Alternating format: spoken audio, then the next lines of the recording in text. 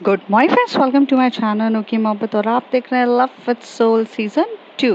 Last part में हमने देखा था कि जहाँ पर जो हमारी स्मृति रहती है वो रूहानिका को अपनी पास्ट लाइफ के बारे में बता रही रहती है। वो उसे अपनी स्टोरी सुना रही रहती है जिसमें वो उसे ये बताती है कि अब वो लोग देहरादून में आ चुके थे और देहरादून में आने के बाद उनकी लव लाइफ वैसी ही चल रही थी। जैसे छोटे छोटे मोमेंट्स होते थे, चोरी छुपे मिलना, किचन में जाके प्यार करना, और वो सब चल रहा था। फिर एक दिन उनकी लाइफ में आता है और वो होता है कि सूरज अंकल, जो एक्चुअली में तनिषा के फादर रहते हैं, सूरज सर, वो बर्थडे पार्टी लॉन्च करते हैं। अभी तक उन्होंने कभी बर्थडे पार्टी अपनी लॉन्च ही नहीं करी थी और ना कभी वो अपना बर्थडे सेलिब्रेशन कर सकते थे। लेकिन इस बार उन्होंने अपने दिमाग में एक बिजनेस आइडिया को ध्यान में रख के वो बर्थडे पार्टी के लिए करते हैं, जिसके लिए जो हमारी तनिषा रहती है वो अच्छे से तैयार होती है, साथ ही साथ स्मृति भी तैयार होती है और दोनों बर्थडे पार्टी के लिए इंजॉय करने के लिए वहाँ पर जाते हैं। पर इस ड्यूरेशन में जो उसके डैड रहते हैं वो अपना बिजनेस पॉइंट ऑफ व्यू से अपना पर्सनल एजेंडा भी पूरा कर रहे थे। वो वहाँ के जितने भी बिजनेसमैन थे, उनके जो बेटे थे अच्छे अच्छे, उसको तनिषा से मिला रहे थे। और ये देखते हुए हमारी स्मृति को थोड़ी सी जेलसी हो जाती है और जिसके चक्कर में वो जाकर एक ड्रिंक पी लेती है। और ड्रिंक उसे पता नहीं रहता है कि वो ड्रिंक है, लेकिन वो स्पाई वाली ड्रिंक रहती है, मीन्स कोल्ड ड्रिंक पे वो मिला हुआ रहता है। तो वो पी लेती है, लेकिन उसको चढ़ती थोड़ी लेट है, लेकिन उस समय उसे इतनी चढ़ी नहीं रहती है। तो वहाँ पर जब गाना गाने के लिए बोला जाता है तो यहाँ पर जो हमारी तनिषा रहती है वो सबके सामने ये कह देती है कि मुझे गाना गाना नहीं आता है, लेकिन मेरी फ्रेंड है स्मृति, उसे बहुत अच्छा गाना गाता है, मुझे पियानो बजाना बहुत अच्छा आता है। तो वो वहाँ पे पियानो बजाती है और स्मृति यहाँ पे गाना गा देती है। लेकिन वो जैसी वो गाना गाती है, और वो गाना भी ऐसा गाना गाती है, गुलाबी आंखें जो तेरी देखी, वो पूरे टाइम तनिषा को देखते हुए गाना गा रही थी और जिसकी वजह से सबकी नज़रों में वो लोग हाईलाइट हो रहे थे। अब उसके आगे यहाँ पर जो सूरज पापा रहते हैं उसके, तनिषा के, उन्हें ये बिल्कुल भी अच्छा नहीं लग रहा रहता है कि किस तरीके का माहौल है। मैं अपनी बेटी को अप्रिशिएट करना चाहता हूँ, मैं अपनी बेटी को हाईलाइट करना चाहता हूँ, मेरी बेटी को यहाँ पे सारे बिजनेसमैन देखे, लेकिन वो अपनी बेटी के बदले ये हमेशा से स्मृति को लेकर क्यों आ जाती है। और इस गुस्से की तरफ वो नैना मॉम की तरफ देख रहे थे और वो नैना मॉम की तरफ इशारा करके बोलते, ये क्या बदतमीजी है, तुम्हारी बेटी को मैंने बोला था कि स्मृति को इतनी इंपॉर्टेंस मत देना, पर फिर भी वो इतनी इंपॉर्टेंस क्यों दे रही है। नैना माँ वहाँ से डरी हुई रहती है और वो एकदम से कहते, मैं देखती हूँ, मुझे नहीं पता, मैं एक मिनट देखती हूँ। और फिर वो यहाँ से जाती हैं।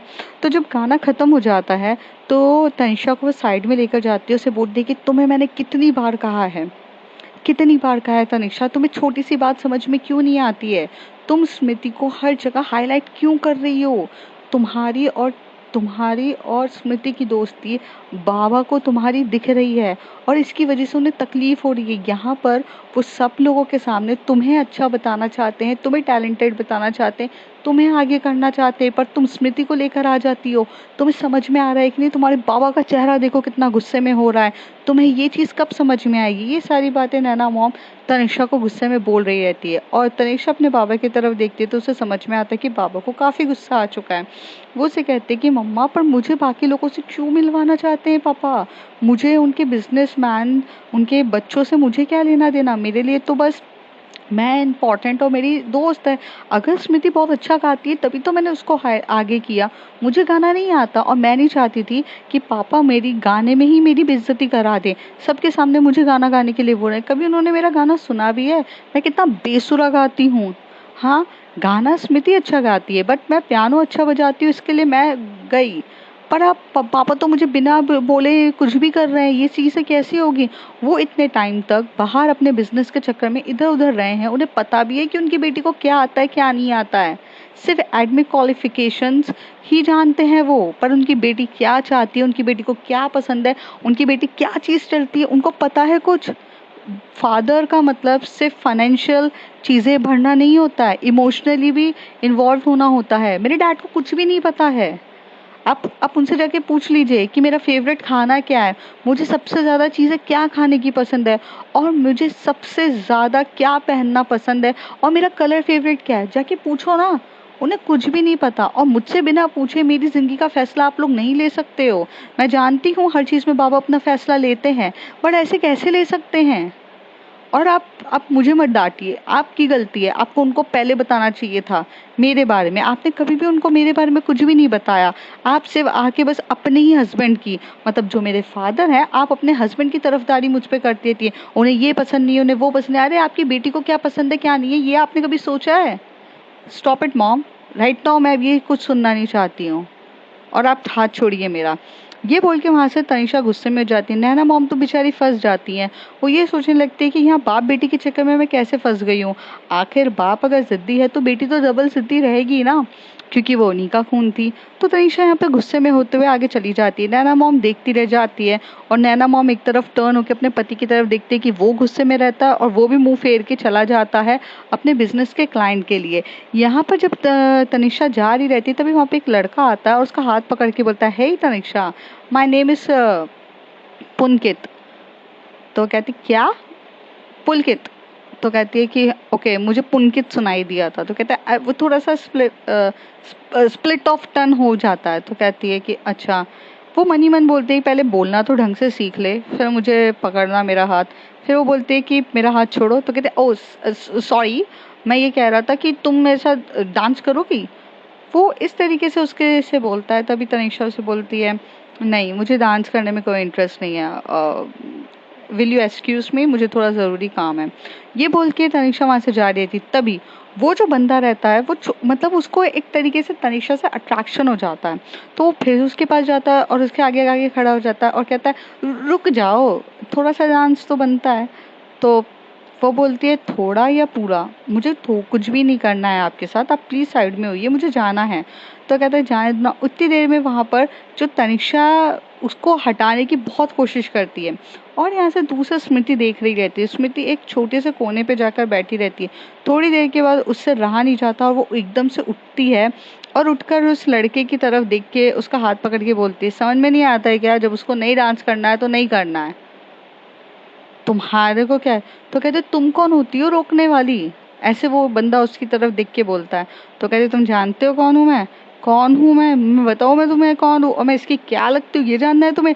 और वो कुछ बोलने ही वाली रहती, तनिषा उसका मुंह पे हाथ रख के बोलती है, मैंने कहा मुझे डांस नहीं करना है। इससे पहले कि तुम यहाँ पर मेरे यहाँ पर तुम सबके सामने थप्पड़ खा लो, इससे बेटर है कि तुम यहाँ से चले जाओ। अगर अपनी इज्जत प्यारी है ना तो फिर यहाँ कुछ भी हो जाएगा, याद रखो। और ये बोल के वो वहाँ पे मुंह पे हाथ रखते हुए स्मृति का जम के उसको खींचते हुए अंदर लेकर आती है। हवेली के अंदर जाते हैं वो दोनों, और वो दोनों वहाँ पे कॉरिडोर पे खड़ी रहती है। वो एकदम से उसके हाथ तो काटती है। तभी स्मृति के हाथ काटने पर तनिषा चिल्लाती है, आउच आउच, तुम पागल हो गई हो क्या, मेरा हाथ क्यों काट रही हो? तो कहती क्यों, तुम्हें तुम्हें तुम्हें बहुत प्रॉब्लम हो रही थी, मैं उसको बता रही थी कि तुम मेरी क्या लगती हो, तुम मुझे रोक क्यों रही हो? तुम तो डरती नहीं हो ना किसी को, तुम तो मोस्ट पावरफुल गर्ल हो, तुम्हें किस बात का डर? तो रुको रुको, मैं बताती हूँ उसको कि तुम मेरी क्या लगती हो। और ऐसे जा ही रही थी, तभी उसका हाथ पकड़ के बोलती तुम पागल हो गई हो क्या, और एक बात बताओ तुम्हें ड्रिंक करने की क्या जरूरत थी और तुमने ड्रिंक क्यों करी है?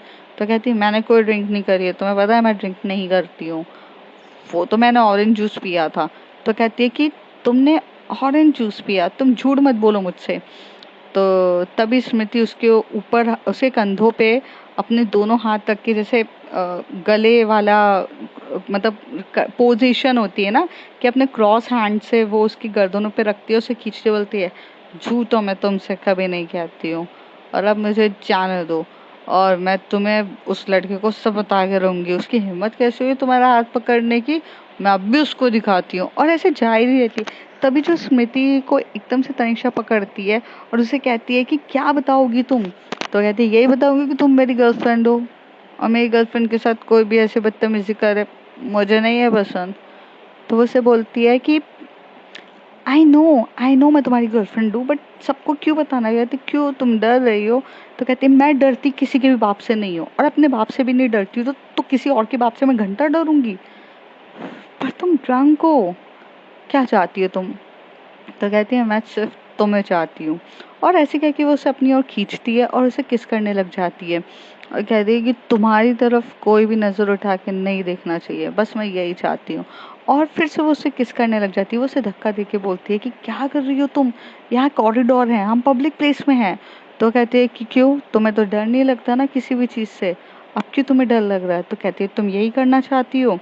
तो कहती है कि हाँ, मैं यही करना चाहती हूँ। और ये बोलते हुए तो तनिषा भी उसे अपने गोदी में उठा लेती है। मतलब वो स्मृति की जो वेट रहता है वो बहुत हल्का रहता है, वो उसे अपनी गोदी पे उठाती है और जो पूरी गोदी में ऐसे क्रॉस चेक करके ऐसे गोदी में भी नहीं बिठाना होता, वो बिठाते हुए उसे लेते हुए जाके दीवार से लगा के वो उसे बहुत पैशनेट तरीके से किस कर रही रहती है। यहाँ पर वो दोनों किस कर रहे रहते हैं और उतनी देर में एकदम से उनको कुछ आहट होती है और जिसकी वजह से वो दोनों दूर होते हैं और साइड में एक दूसरे का हाथ खींचते हुए वहां से भाग जाते हैं।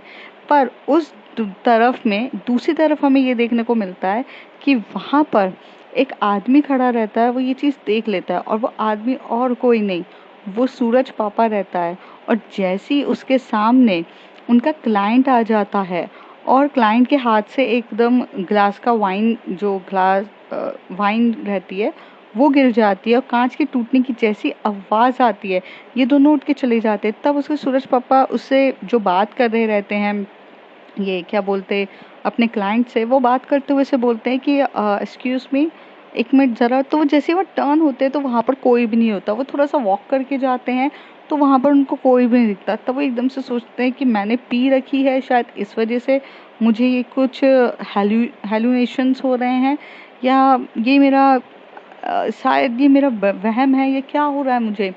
तो उतना ध्यान नहीं देते। थोड़ी देर के बाद वो वो अपने क्लाइंट्स के साथ बात करने लग जाते हैं। यहाँ पर जो हमारी स्मृति रहती है वो और तनिषा दोनों यहाँ से भागते हुए आउट हाउस पे चले जाते हैं। यहाँ पर वो दोनों अपने रूम पर जाने के बजाय, मतलब जो तनिषा का रूम होता है उधर जाने के बजाय वो दोनों यहाँ से भागते हुए आउट हाउस पे जाते हैं। अब आउट हाउस पूरा खाली रहता है क्योंकि उसके जो बाबा रहते हैं स्मृति के, वो यहाँ पर लोगों को लेकर आने जाने में ही लगे हुए रहते हैं और उनकी पूरी नाइट इसी तरीके से जाने वाली थी। तो आउट हाउस पूरा खाली रहता है और ये आउट हाउस पे एक डिम लाइट होती है, इससे वो डिम लाइट चालू होती है और यहाँ पे जो स्मृति रहती है वो काफ़ी ज़्यादा जोश में रहती है। तो तनिषा भी उसके जोश को पूरा मैच करते हुए उसके बालों में जो उसने क्लचर लगाया रहता है वो हटा देती है और उसके बालों से पकड़ के उसे बहुत पैशनेट किस कर रही रहती है। उसे जो वन पीस पहना रहता है, वन पीस के पीछे की जो जिप होती है उसे तनिषा पूरे तरीके से खोलती है और उसको वहाँ से उसको पूरी नेक पे किसेस करने लग जाती है, पूरे नेक पे किस करती है, उसकी जॉ लाइन को किस करती है, उसके जो होठ रहते हैं उसे चीज किस कर रही रहती है, थोड़े से होठों को बाइट भी कर देती है और बहुत प्यार से उसे पैशनेट किस कर रही थी। फिर उसे धक्का दे देती है और जो दीवार पे बिस्तर, मतलब जो ज़मीन पे जो बिस्तर लगा रहता है वो ज़मीन पे बिस्तर पे एकदम से गिरा देती है और उसे वहाँ पे उसके ऊपर आकर वो उसे बहुत पैशनेट तरीके से किस कर रही रहती है और वो दोनों बहुत एक दूसरे को प्यार से किस कर रहे रहते हैं। फिर वो उसके जो क्लॉथ्स होते हैं उसे पूरा रिमूव कर देती है, वो वन पीस रहता है वो वन पीस को पूरा रिमूव कर देती है और उसके वो जो छोटे से प्यारे से बूब्स होते हैं वो उसे पकड़ के बहुत प्यार से पैशनेट तरीके से उसे किस करने लग जाती है और काफ़ी काफ़ी डीपली तरीके से वो उसको किस कर रही रहती है। और वो बहुत, यहाँ पर जो स्मृति की हालत होती है वो आउट ऑफ दी बॉक्स होती है, उसे समझ में नहीं आता और वो उसको दोनों हाथ जो रहते हैं वो उसे बेड पे पकड़ रही रहती है, उसे दबा रही रहती है, पकड़ रही रहती है और उसको आहें भर रही रहती है। और यहाँ पर स्मृति जो रहती है उसकी आंखें पूरे तरीके से बंद रहती है और आ करके आवाज़ें निकल रही रहती है। तनिषा अपनी जोश में रहती है और वो पूरा नीचे आती है, उसकी जो पैंटी रहती है उसे भी रिमूव कर देती है और इस बार वो बिटवीन द लेग्स पे अपना हेड लेकर जाती है और वो मूवमेंट्स करने लग जाती है। वो इतनी पैशनेट रहती है कि बहुत ज़्यादा, इतना ज़्यादा उनका रोमांस तेज़ी से चल रहा रहता है कि वो हालत ही उसकी इतनी हो जाती है। थोड़ी देर के बाद जो वहाँ पर हमारी स्मृति रहती है वो एकदम से बालों से पकड़ती है तनिषा को और अपनी ओर खींचती है और उसके लिप पे बहुत पैशनेट तरीके से किस करने लग जाती है। थोड़ी देर तक उनका इसी तरीके से रोमांस चलता रहता है। फिर वो अपने बिटवीन द लेग्स पे हाथ से मूवमेंट पूरा करने लग जाती है और किस करते करते दोनों एक दूसरे को हाथ पे मूवमेंट कर रही रहती है। यहाँ पे तनिषा स्मृति को पूरे तरीके से सेटिस्फाइड करने के बाद वहाँ पर लेट जाती है। पर स्मृति ड्रंक रहती है और उसका लेवल जो रहता है वो तनिषा के लेवल से थोड़ा सा हाई रहता है। उसकी सिर्फ सेक्स, उसकी जो डिज़ायर रहती है जो लव मेकिंग की डिज़ायर रहती है वो इतनी ज़्यादा हाई रहती है कि वो इसके ऊपर अब चढ़ जाती है और चढ़ के उसके क्लॉथ्स को पूरे तरीके से रिमूव करती है। और उसने भी वन पीस पहना रहता है और वो उसको रिमूव करके उसको बहुत पैशनेट तरीके से किस कर रही रहती है, बहुत ज़्यादा पैशनेट तरीके से किस कर रही रहती है, उसके बूब्स को किस कर रही रहती है, फिर उसके जो नेवल रहती है नेवल को काफ़ी पैशनेट तरीके से किस कर रही रहती है। और उसके और नीचे आकर जो उसने भी बिटवीन दी लेग्स पे जाकर उसे बहुत प्यार से वहाँ पर अपना बिटवीन दी हेड लगाकर वो उसे बहुत पैशनेट तरीके से मूवमेंट्स कर रही रहती है और बहुत प्यार से कर रही रहती है। बहुत बहुत देर तक वो यही कर रही रहती है। फिर थोड़ा सा और ऊपर आने के बाद वो उसकी जो नेक होती है वहाँ पर किस कर रही रहती है, उसके जो नेक को बाइट कर देती है, वो बहुत पैशनेट तरीके से नेक को बाइट कर रही रहती है। थोड़ी देर के बाद वो अपना हाथ जो रहता है बिटवीन दी लेग्स में रख कर उसे मूवमेंट कर रही रहती है और एक तरफ उसका जो माउथ पे उसके जो पूप्स रहता है उसे वो सक करे जा रही थी। 10 से 15 मिनट ये करने के बाद जब वो भी सेटिस्फाइड हो जाती है और दोनों एक दूसरे की तरफ देखने लगते हैं, लेकिन तनिषा यहाँ पे फिर भी नहीं रुकती है। वो एकदम से स्मृति को अपने ऊपर लेती है और उसे टाइटली हग कर रही रहती है और उसे किस कर रही रहती है। लेकिन स्मृति इन सब चीज़ों से तो वो बहुत ज़्यादा परे हो चुकी थी। मतलब अब उसका लेवल ऑफ डिज़ायर इतना ज़्यादा हाई था कि वो एकदम से तनिषा को धक्का देती है और उसके नेक को मतलब ऐसे जो गले से दबाते ना, दबाते हुए वो क्रॉस मूवमेंट में आती है जिसे सीजर पोजीशन कहते हैं। और सीजर पोजीशन पे आकर वो उसे बहुत बहुत पैशनेट तरीके से किस कर रही रहती है और मतलब पैशनेट तरीके से किस मतलब लिप किस कर रही रहती है और सीजर पोजीशन से अपने मूवमेंट कर रही रहती है और बहुत स्पीड में कर रही रहती है। करीब 10 मिनट तक उसे वो करने के बाद भी सेटिस्फेक्शन नहीं होता। थोड़ी देर के बाद इनकी एनर्जी अपने आप डाउन हो जाती है और ये दोनों काफ़ी रिलैक्स हो जाते हैं और सो जाते हैं और तनिषा की बाहों में आकर स्मृति सो जाती है। करीब 15 मिनट तक 20 मिनट तक ये दोनों इसी साइलेंटली ऐसे ही मतलब बिना विदाउट ऑफ क्लॉथ्स वहाँ पर लेटे रहते हैं। फिर यहाँ पर एकदम से उसे आहट होती है कि ऐसा मतलब आहट इन सेंस होती है कि पार्टी चल रही है और बाहर जो गार्डन एरिया रहता है उससे आउट हाउस लगा हुआ रहता है, तो वो थोड़ा सा उठती है तो उसे लगता है कि अब यहाँ पर वो हम दोनों सामने के सामने हाईलाइट ना हो जाए, इसलिए वहाँ पर जो तनिषा उठती है उठ के अपने पूरे कपड़े पहनती है और थोड़ी देर में वहाँ से जो कपड़े होते हैं स्मृति के जो वन पीस होता है वो उसे पहना रही रहती है। पर इसे पहनने में जो स्मृति रहती है बहुत आनाकानी कर रही रहती है, लेकिन तनिषा को वो जैसी वो पहना रही रहती है तो उसे फिर कभी उसके गालों पे किस करने लग जाती है, उसके लिप पे किस कर रही रहती है और वो कैसे तैसे मतलब 10 से 15 मिनट तक संघर्ष करने के बाद वो उसे उसके कपड़े पहनाती है और थोड़ी देर के बाद वो वहाँ से दूर होती है, दूर होकर वहाँ पर रहती है और उससे वो ब्लैंकेट होता है उड़ा देती है और वहाँ से उठ के जाने वाली रहती है। तभी स्मृति उसका हाथ पकड़ती है, कहती है अच्छा है छोड़ के जा रही हो? तो वो कहती है नहीं बेबी छोड़ के नहीं जा रही, बस बाहर थोड़ा देख कर आती हूँ, इससे पहले कि कोई हमें देख ले इस पोजीशन पे सही भी नहीं होगा, मैं आती हूँ ज़रा। और ये बोल के वो चली जाती है, तुम 2 मिनट रुको मैं आ रही हूँ। और स्मृति यहाँ पर नशे में रहती है तो वो सो जाती है। थोड़ी देर में जो यहाँ पे तनिषा रहती है वो भी चुप छुपा कर अपने पापा से किसी की भी नसों में ना मेड पे आके ना करके अपने रूम के ऊपर चली जाती है और रूम पर जाके उसे फ्रेश होना रहता है तो फ्रेश होने के लिए जाती है।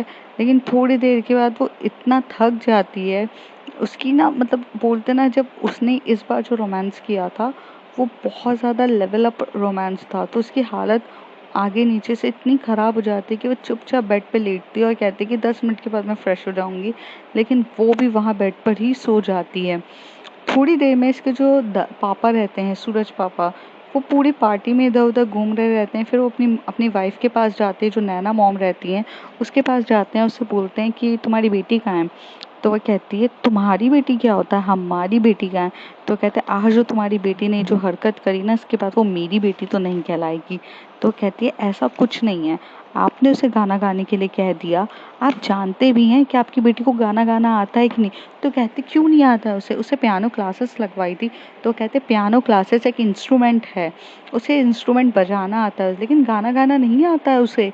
और हाँ, वो इतना बुरा गाना गाती है कि वो पूरा गाने पे ना इतना गंदा गाएगी कि पूरी स्टेज हिल जाएगा। तो इसलिए उसने आपकी इज्जत को बचाने के लिए स्मृति को बोला गाना गाते हुए, क्योंकि स्मृति को अच्छा गाना गाना आता है। लेकिन आप अपनी बेटी के बारे में कुछ भी जानते हो? आपने इतने टाइम तक अपनी बेटी को ना सिर्फ अपना एक बिजनेसमैन का एक ट्रांजैक्शन समझा है, जो एक डुअल ट्रांजैक्शन है। मैं यहाँ से पैसे भर रहा हूँ तो मुझे रिटर्न में एडमिट क्वालिफिकेशन अच्छी चाहिए, मैं यहाँ से उसकी हर चीज़ की मनोकामना पूरी कर रहा हूँ, मैं हर डिज़ायर उसकी दे रहा हूँ, तो इस रिटर्न में मुझे उसके अच्छे मार्क्स चाहिए, वो एक ऑबलाइज्ड बेटी बने, वो हर चीज़ अच्छा करे। बस यही रहा है आपका। यहाँ पे नायरा मॉम उसे वो सारी बातें कह रही रहती है कि जो तनिषा ने उसे सुनाया रहता है। यहाँ पर उसके जो डैड होते हैं वो एकदम से हाथ आगे करते हैं और बोलते बस हो गया, सुन लिया मैंने, पर तुम्हारी बेटी है कहाँ ये बताओ। तो वो कहती है होगी यहीं कहीं। तो उसकी बेटी यहाँ कहीं नहीं दिखती है। अब यहाँ पर जो सूरज पापा रहते हैं उन्हें शक तो बहुत अच्छे से हो रहा रहता है इन दोनों के ऊपर, क्योंकि इन्होंने उसको लाइव टेलीकास्ट में किस करते हुए देखा था। और कोई भी पिता ऐसा तो अजम्पशन नहीं करेगा ना कि उसको ऐसा वहम होगा, लेकिन उस समय वो रंगे हाथों पकड़ नहीं पाता है। तो इसलिए उसके दिमाग में अब ये बात बैठ चुकी रहती है। तो थोड़ा देर वो उठते जाते हैं, इधर उधर भागते हैं और भागते हुए इधर उधर देखते हैं। तो देखने के बाद इधर उधर देखते हैं, तभी उसके वो बोलते हैं कि चलो तुम्हारी बेटी कहाँ है, मुझे देखना है। फिर वो लोग उसकी देखने लग जाते हैं तो पूरी पार्टी में उसको नहीं मिलती है। तो वो कहती होगी वो अपने रूम पर होगी। तो वो कहते हैं नहीं, वो अपने रूम पर नहीं होगी। तो उस नैना मॉम बोलती है कि अपने रूम के अलावा कहीं नहीं जा सकती है। कहती है स्मृति भी नहीं दिख रही है। तो कहती है कि शायद उसी के साथ हो। तो कहते हैं अब तो ढूंढना ही पड़ेगा। और ऐसे बोल के ढूंढते रहते हैं। फिर उसके पापा जो होते हैं लास्ट में रूम पर जाते हुए देखते हैं, तो रूम पर ना जो तनिषा रहती है वो अकेले सो रही रहती है। वो सो चुकी रहती है क्योंकि वो इतनी ज़्यादा थक जाती है कि वो पूरे वो ही ड्रेस पहने हुए वो सो जाती है। तो उसके पापा क्या करते हैं, रूम पर जाते हैं, आजू बाजू पूरा रूम चेक करते हैं कि स्मृति कहीं छुपी तो नहीं है। लेकिन स्मृति उसे कहीं पर भी नहीं दिखती है। तो उसके पापा को थोड़ा तो अब शक हो चुका रहता है। बाद में क्या होता है, लास्ट में पार्टी रहती है, सब लोग मिलते हैं और पार्टी इस तरीके से ख़त्म हो जाती है। यहाँ पे स्मृति वहाँ पर सो चुकी रहती है, यहाँ पे तनिषा सो चुकी रहती है। और फिर जब मॉर्निंग का टाइम होता है तो यहाँ पर जो हमारी तनिषा होती है वो उठती है, फ्रेश होती है। और यहाँ पे जो स्मृति रहती है जब वो उठती है तो उसका इतना सर भारी रहता है क्योंकि वो तो ड्रिंक ही रहती है। तो उसके बाबा वहाँ बैठे रहते हैं और बोलती है कि बाबा मेरा सर बहुत ज़्यादा फटा जा रहा है। तो कहते लगता है तुमने रात को कुछ ज़्यादा ही मस्ती मजाक कर लिया होगा, इसकी वजह से प्रॉब्लम हो गई है, ये लो ये है जूस है यहाँ पर है। तो कहती बाबा आप इतने ज़्यादा थके हुए क्यों दिख रहे हो। तो कहते वो कल थोड़ा सा क्लाइंट लोग ज़्यादा आए थे ना, मतलब सर के, तो इधर उधर भागा दौड़ी हो गई। तो कहते पापा लेकिन आपके अंडर तो इतने सारे लोग काम करते हैं। तो कहते कि सूरज पापा यही चाहते थे कि मैं अकेले देखूं। तो स्मृति को ये बात सुन के बहुत बुरा भी लगता है और अलग लगता है कि उसे ये ऐसा क्यों कर रहे हैं, मतलब इतने सालों में कभी कुछ तो कहा नहीं है। फिर यहाँ पर जो हमारी तनिषा रहती है वो ब्रेकफास्ट के लिए नीचे जाती है तो उसके डैड सामने बैठे हुए रहते हैं। तो उसके डैड बोलते हैं गुड मॉर्निंग। तभी वो अपने डैड की तरफ देख के बोलती है गुड मॉर्निंग बाबा। तो वो कहते हैं कि सब कुछ ठीक है। तो वो कहती है कि हाँ ठीक है। तो अभी दिल्ली जाने का कब प्लान है तुम्हारा। तो कहती है कि हाँ दिल्ली जाने का प्लान है अभी, वन मतलब 15 और 20 डेज के बाद अब मैं दिल्ली चली जाऊंगी, मेरी फर्दर स्टडीज़ का हो जाएगा। तो कहते हैं सही है। और बेटा ये स्मृति भी तो बड़ी हो गई है ना अब तो कौन सी क्लास में होगी वो। तो कहती है अब वो कॉलेज में जाएगी ना पापा। तो कहते हैं कॉलेज में वो कैसे जाएगी, उसके बाबा के पास इतना पैसा नहीं है तो कॉलेज में कैसे जाएगी। तो बेचारी 12th तक पढ़ ली, यही बहुत काफ़ी था। तो वो अपने बाबा की तरफ देख के बोलती ऐसा क्यों कह रहे हो आप, उसके 12th में बहुत अच्छे मार्क्स आएंगे बाबा। वैसे भी वो उसके 12th में अच्छे मार्क्स आ ही जाएंगे, रिजल्ट 2 या 3 दिन के बाद आ ही जाएगा। और जब 2 3 दिन के बाद आएगा तो वो मार्क्स अच्छे होंगे। तो मुझे अभी एडमिशन फॉर्म भरना है। अच्छा वो पापा आपने याद दिला दिया, मुझे स्मृति के लिए एडमिशन फॉर्म भरना है जिस कॉलेज में मैं पढ़ती हूँ उसी कॉलेज के लिए। तो कहते हैं बेटा उस कॉलेज में ना कितनी ज़्यादा फीस है, तुम्हें लगता है कि एक ड्राइवर की बेटी वो सारे पैसे ले पाएगी? तो कहते हैं कि अम, पापा उस फीस भरने की बात नहीं है, बात यह है कि अम, स्मृति स्कॉलरशिप बेस पे भी तो जा सकती है, वो स्कॉलरशिप स्टूडेंट भी हो सकती है। वैसे भी हर एक कॉलेज में एक कोटा रहता है जिसे कहा जाता है स्कॉलरशिप कोटा, तो वो उसके बेस में वहाँ पर जा सकती है और वो चीज़ कर सकती है। तो कहते कि ऐसा तुम्हें लगता है कि उसके इतने मार्क्स आएंगे कि वो स्कॉलरशिप करेगी? तो कहते कि हाँ बाबा उसके इतने मार्क्स आएंगे क्योंकि मैंने उसे पढ़ाया है, तो ऑफ कोर्स वो आएंगे। तो ये बात सुनने के बाद वो उसके बाबा कहते हैं कि तुम इतनी श्योर क्यों हो? तो कहती है बाबा मैं श्योर हूँ। तो कहते हैं अच्छा बाबा मैं चलती हूँ, ज़रा मुझे यहाँ से जाना है स्मृति के साथ, और वो एग्ज़ाम फॉर्म के लिए प्रिंट आउट है वगैरह वो सब निकालने हैं, और वो निकाल के फिर मैं आती हूँ। ऐसे उस वो कह देती है अपने बाबा को। थोड़ी देर के बाद उसके बाबा कहते हैं कि ये आजकल स्मृति स्मृति कुछ ज़्यादा नहीं करने लग गई है। तभी वो अपने जो उस उनकी तरफ देख के बोलती है उसकी बचपन की दोस्त है वो, उसके साथ बड़ी हुई है, तो कर भी दिया तो क्या प्रॉब्लम है? अब क्या तुम उसके दोस्तों की भी कैटेगरी में लगाओगे? अपनी बेटी को आज़ादी देना सीखो, उसको कंट्रोल करना मत रखो। तो वो कहते हैं कि कंट्रोल नहीं कर रहा हूँ और ना आज़ादी देने से मना कर रहा हूँ, बट यहाँ पर मुझे कुछ चीज़ें ठीक भी नहीं लग रही है। मुझे इनकी दोस्ती पे दोस्ती कम कुछ और ज़्यादा लगता है। तो कहते कि कुछ और ज़्यादा का मतलब क्या है तुम्हारा? तो वो कहते हैं कि कुछ नहीं, तुम नहीं समझोगी। और ये बोलकर ना यहाँ से जो हमारी सूरज अंकल होते हैं वो उठ के चले जाते हैं। यहाँ पे जो स्मृति होती है वो वहाँ पर अपने बाबा के पास बैठी रहती है। तब यहाँ से तनिषा उसके ऊपर भागते हुए जाती है और जाकर उसे बोलती है कि तुम ठीक हो? तो वो उसे कहती है कि हाँ ठीक हूँ, पर मेरा सर बहुत भारी हो रहा है और मुझे कुछ समझ में नहीं आया। तो कहती है कि रुको। फिर वो वहाँ से जाती है, एक टैबलेट लेकर आती है और टैबलेट्स में उसको पानी के साथ देती है और बोलती है खा लो। तो कहती है ये टैबलेट्स किस चीज़ की है? तो वो बोलती है कि सर दुखने की टैबलेट है। ये क्या होता है कि कभी कभार सर दुखता है, बट अभी तुम्हारा सर ठीक हो जाएगा और कोई टेंशन की बात नहीं है, तुम टेंशन मत लो, ये थोड़ा टाइम के लिए होता है क्योंकि कल रात को तुमने कुछ ज़्यादा ही ड्रिंक कर ली थी और तुम्हें ये चीज़ के बारे में पता ही नहीं है। तो वो कहती है कि क्या मैंने ज़्यादा ड्रिंक कर ली थी? तो वो कहती है कि हाँ तुमने ज़्यादा ड्रिंक कर ली थी, तुम्हें कुछ पता भी नहीं है। तो वो कहती है कि ओ मैं शायद ज़्यादा ही हैंगओवर हो गया होगा, बट मैंने कुछ गलत तो नहीं किया। तो कहती है कि नहीं ऐसा कुछ नहीं है, थोड़ा बहुत था पर ठीक है।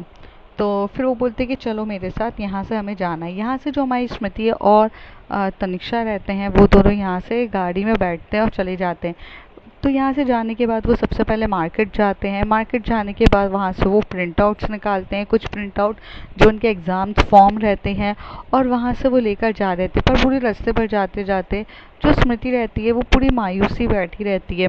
तनीषा जो रहती है अपने बैक मिरर होती है उससे वो देख रही रहती है। तभी वो उससे ये पूछते हैं कि क्या हो गया है, तुम इतनी ज़्यादा अपसेट क्यों हो, क्या हो गया है, तुम मुझे बताओगी? तभी वो उसे बोलती कि कुछ नहीं, बस मुझे डर लग रहा है, पता नहीं क्यों मुझे थोड़ी सी घबराहट हो रही है तनिषा, मुझे ऐसा क्यों लग रहा है कि मैं तुमसे दूर ना हो जाऊं, मुझे इस बात का हमेशा से डर रहता है और मेरे को ना ये डर बहुत ज़्यादा मेरे अंदर बढ़ता ही जा रहा है। तभी वो गाड़ी रोकती है और वो गाड़ी जहाँ रोकती है वहाँ पर ना कोई भी लोग नहीं रहते हैं और थोड़ा सा जंगल का एरिया रहता है। वो उसका वहाँ पे गाड़ी रखती है, साइड में लगाती है, उसका हाथ पकड़ते हुए उसे वहाँ से वो नीचे की तरफ लेकर जाती है, क्योंकि वो देहरादून का रहता है, पहाड़ियाँ रहती हैं। उसे ढलान की तरफ लेके जाती है, उसे वहाँ बिठाती है और उसे बोलती है अब मुझे बताओ क्या हुआ है? तो कहते हैं कि पता नहीं क्यों मुझे घबराहट हो रही है, मुझे इंट्यूशंस आ रहे हैं, मुझे ठीक नहीं लग रहा है, मुझे ऐसा क्यों लग रहा है कि मेरे साथ कुछ बुरा होने वाला है, और मुझे मेरे से बुरा से भी ज़्यादा ऐसा लग रहा है कि मैं तुमसे दूर ना हो जाऊं, और मुझे हर चीज़ गलत लग रही है। शायद मैं इस बात से भी घबरा रही हूँ कि कल मैंने कुछ गलत तो नहीं कर दिया ना, मुझे कुछ भी नहीं पता है, प्लीज़ तुम मुझे बताओ कि मैंने कुछ गलत तो नहीं कर दिया ना? तो वो कहती हैं कि नहीं ऐसा कुछ नहीं है, तुमने कुछ गलत नहीं किया है, तुम तुम बस कल थोड़ी सी ड्रंक कर ली थी तो हो गई थी। तो कहती है कि बट पता नहीं क्यों तनिषा बहुत डर लग रहा है, ऐसा लग रहा है कि कुछ गलत होने वाला है। और ये बोलते हुए वहाँ पर जो तनिषा होती है वो उसका हाथ पकड़ती है, उसे अपनी ओर खींचती है और उसकी तरफ देखने लगती है और बोलती है कि सब कुछ ठीक हो जाएगा, उसे गले कर रही रहती है। और यहाँ पर जो हमारी तनिषा रहती है वो उसके लिप के आगे वहाँ अपना लिप रखने की कोशिश कर रही रहती है, पर स्मृति इधर उधर हो रही रहती है। फिर थोड़ी देर के बाद तनिषा उसे बोलती है, मुझे ये चीज़ बिल्कुल भी अच्छी नहीं लगती है कि जब मैं तुम्हारे पास आती हूँ किस करने के लिए तब तुम मुझसे मुंह फेर लो, जाओ, और मैं तुमसे बात तक नहीं करती। और ऐसे कह के ना वो अपना मुंह फेर लेती है। तभी एक तो स्मृति अपने ही प्रॉब्लम्स में उलझी रहती है और उसे इस वक्त ना सपोर्ट तनिषा का चाहिए रहता है। तो तनिषा को रूठने को बिल्कुल भी मतलब ऐसा ना हो, इसलिए वो उसके पास आती है और एकदम से उसका लिप मुंह इस साइड करती है और उसके लिप पे अपना लिप रख देती है। और यहाँ पे तनिषा भी उसे पूरी तरीके से अपनी गोदी में बिठा के दोनों किस कर रहे रहते हैं। और पीछे से कोई यहाँ पर उनको बहुत बुरी नज़र से देख रहा रहता है और वो काफ़ी गुस्से की नज़र पे हो रहता है। थोड़ी देर के बाद इनको एकदम से वहाँ से ये लोग जब किस कर रहे रहते हैं तो एकदम से इनको ना सामने से पत्थर गिरने की आवाज़ आती है। जैसे कुछ पत्थर है किसी का, जैसे पत्थर पैर फिसलता है तो पत्थर गिर जाता है ना, वैसे गिरने की आवाज़ आती है। तो ये दोनों उठते हैं और उठ के यहाँ से एकदम से उठ के बोलते हैं कि चलो हम घर की तरफ जाते हैं। जैसे ये घर की तरफ वहाँ से जाते हैं अपने घर पे रुकते हैं और वहाँ पे गेट के सामने इनके बाबा खड़े रहते हैं, मतलब सूरज सूरज खड़े रहते हैं।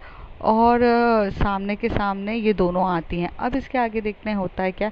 If you like my story, like share and subscribe.